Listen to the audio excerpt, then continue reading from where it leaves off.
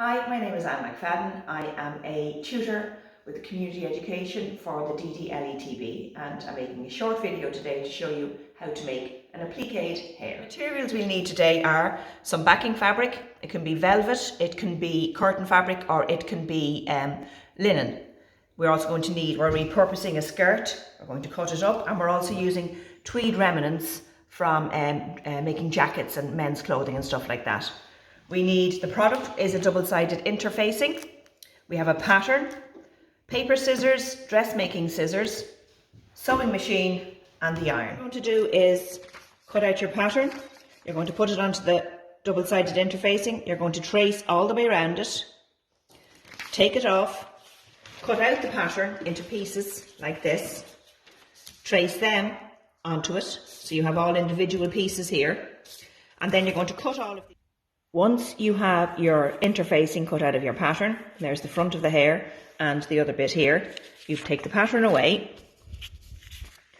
There's your interfacing. You turn it upside down onto your fabric. You iron it on with a hot iron, and then you cut it out. And what you're left with is this. And then you just assemble all the pieces of your hair as you're going along. So taking care, so this one is, you do the same over here. Cut it out. When you turn it around, you're left with this piece, and these all fit in just nice and neatly in like this. So you're left with something like this. So this is the front ear of the hair. I've cut it out of the interfacing. I've turned it upside down onto the fabric. I'm going to iron it on now until it bonds to the fabric. I'm using a nice hot iron, and then when you lift it off, it's stuck to the fabric, and I am now going to cut it out using my dressmaking scissors.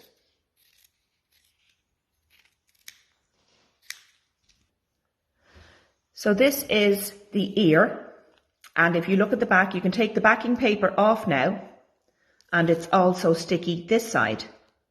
So if you just look carefully, we're going to put it up with the rest of the hair that I've cut out earlier. Putting it there, putting it into position. You get your hot iron with a cloth, and you're going to iron it firmly on. Make sure all the pieces are fitting well together, because once they stick, you cannot move them. And when it's all done and nicely sealed, then you're going to sew it. So now we're going to sew all the pieces onto the backing fabric using a buttonhole stitch. So do a test piece beforehand to make sure your buttonhole stitch is the right width, because you want to bond, you want to stitch this side to this side using the buttonhole stitch. So if you have a look, this is what's going to happen.